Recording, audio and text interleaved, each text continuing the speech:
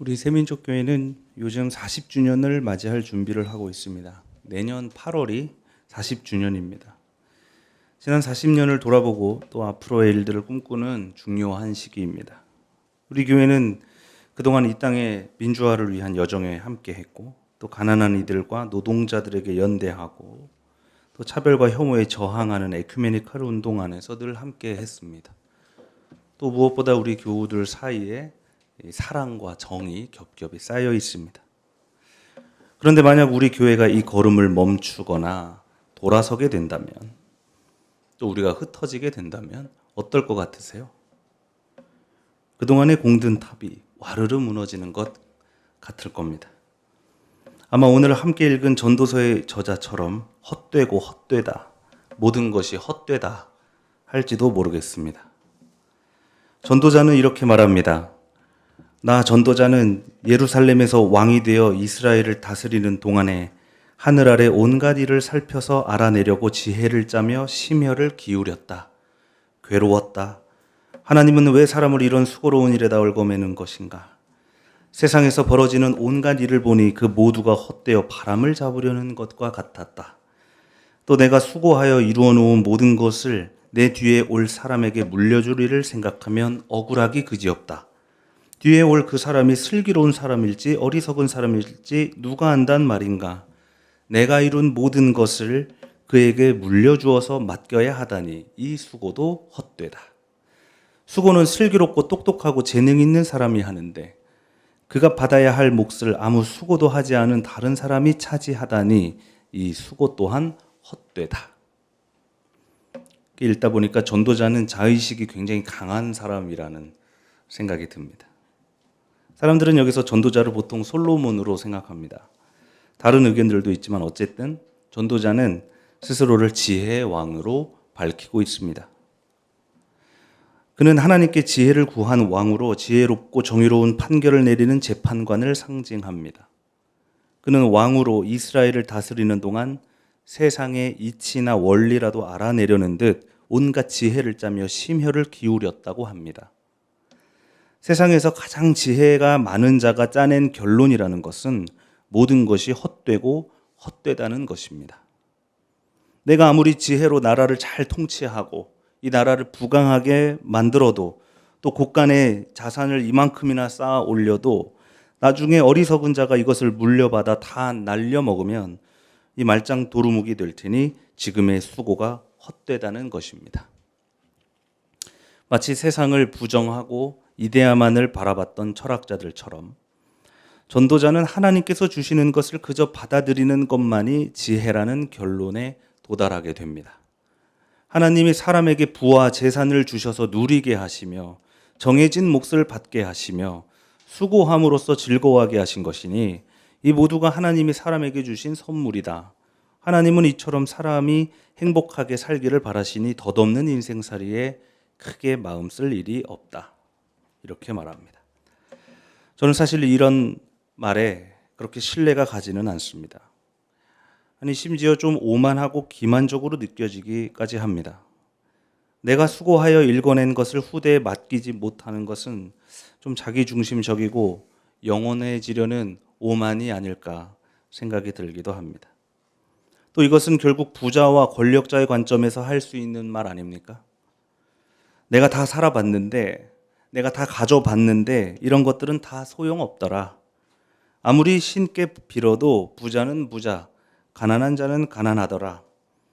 그러니 그저 하나님께 받은 대로 감사하고 덧없는 인생살이에 마음 쓰지 말고 내가 갖고 있는 이것을 즐기면 그만이다. 이것은 오히려 왕으로 태어나 왕으로 살아간 자의 좁은 식견으로 할 수 있는 말이 아닌가 생각합니다. 그저 하나님께서 우리에게 주신 상황을 받아들이고 그 안에서 행복을 찾아 살아가면 되겠습니까? 노조에 가입했다고 탄압받는 일과 또 부당하게 해고당한 일을 받아들이고 집에 가면 되겠습니까? 재개발 때문에 살던 그 집마저도 사라진다면, 평생을 일한 가게에서 쫓겨난다면 그냥 새로운 곳에 가서 또 새로운 출발을 하면 되겠습니까? 국가가 시민을 탄압하면 그저 복종하고 내 가족이 억울하게 죽임당하면 어차피 사람은 다 죽으니까 그냥 받아들이면 되겠습니까? 그러면 여러분이 노동하며 살아가는 것도 헛된 일이고 헌금하는 일도 헛된 일이고 우리가 헌신으로 이 교회를 세우는 것도 다 헛된 일이고 세종호텔 노동자들의 복직을 위해 같이 투쟁하는 일도 헛된 일이고 우리가 광장에 나간 일도 다 헛된 일이고 전태일의 죽음도 헛된 일이고 무엇보다 예수 그리스도께서 십자가를 향해 걸어가셨던 그 수고 또한 헛된 일이란 말입니까? 우리는 전도서의 허무 철학에 그저 아멘 할 수는 없습니다. 오늘 예수께서 이야기 하나를 들려주십니다. 어떤 부자가 밭에서 많은 소출을 거두었습니다.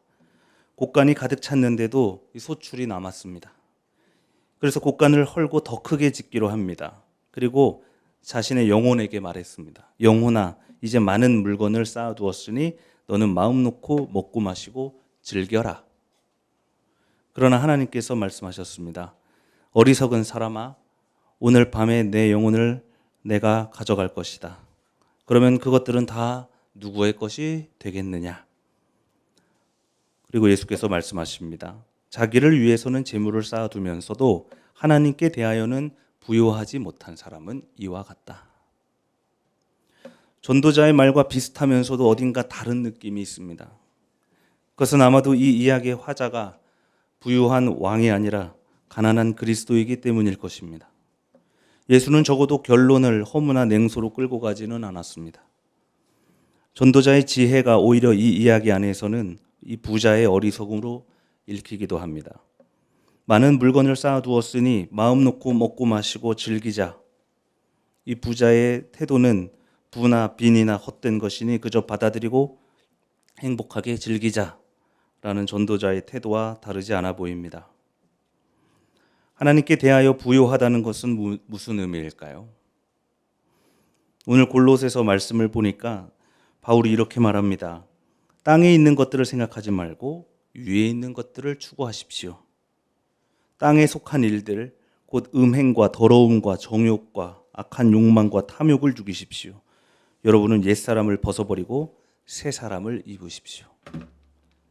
땅에 발붙여 서서 하늘을 바라보는 것, 아마도 이것이 신앙인의 자세일 것입니다.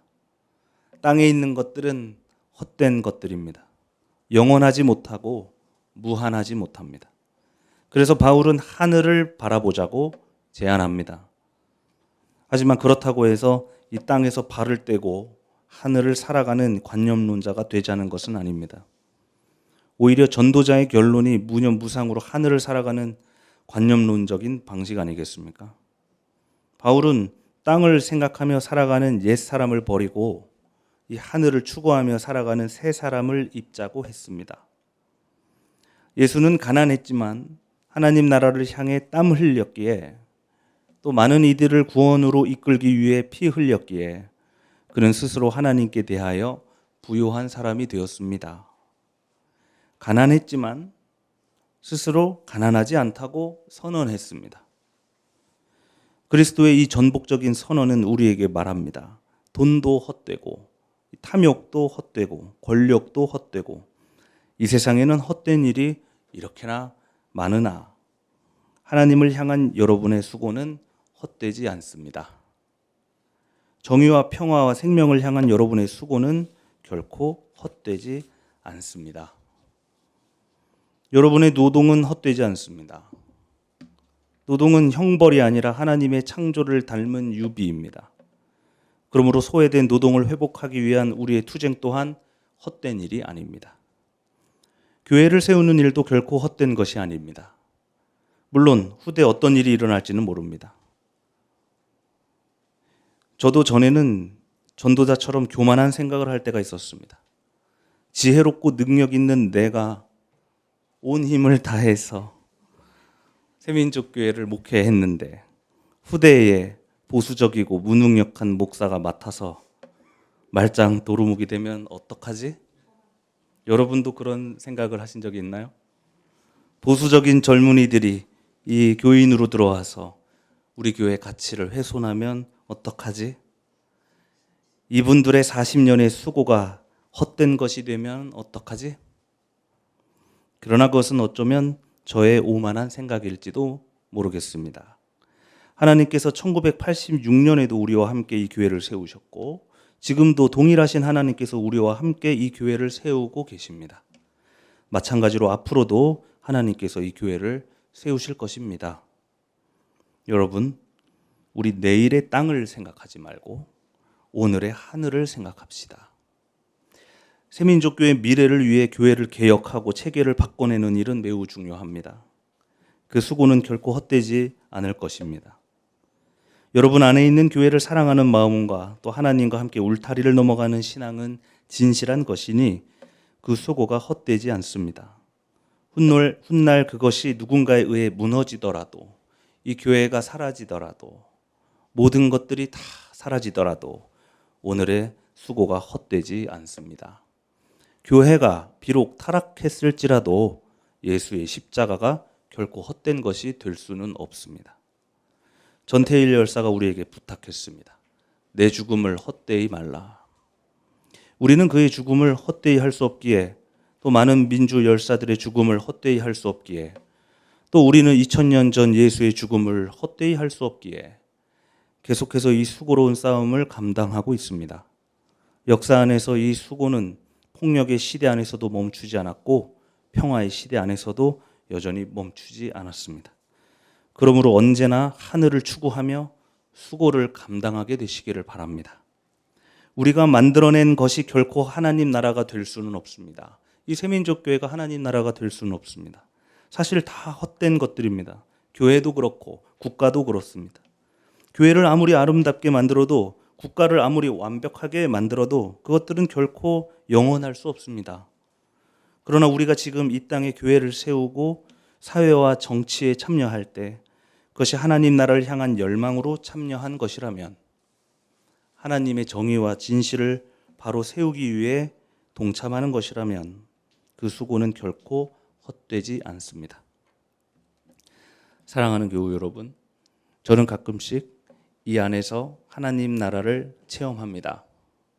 여러분과 함께 예배드리고 또 기쁨과 사랑을 나눌 때, 또 험한 투쟁 현장에 같이 나가서 함께 싸우고 함께 쓰러질 때, 이곳이 바로 하늘나라구나 라는 생각을 합니다.